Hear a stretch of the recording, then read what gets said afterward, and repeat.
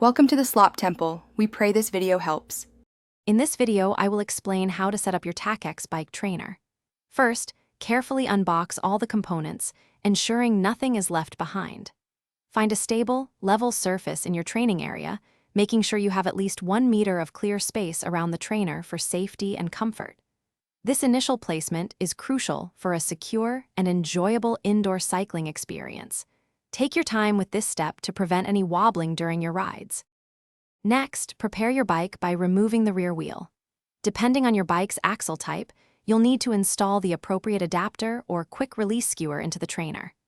Gently lift your bike and carefully position it onto the trainer, making sure the dropouts align perfectly with the trainer's axle.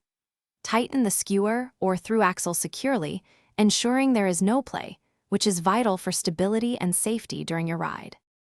Now, let's get powered up. Connect the power cable to the trainer and then plug it into a standard wall outlet.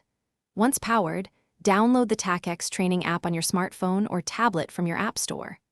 Open the app and follow the clear, step-by-step instructions to pair your trainer and perform the initial calibration. This process typically takes only a few minutes and ensures the most accurate power and speed readings for your workouts.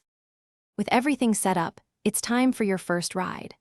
Hop on your bike and perform a short test ride, perhaps for 3 to 5 minutes, to check the trainer's stability and overall function. Make any necessary adjustments to your bike's position or the trainer's resistance settings for optimal comfort and performance.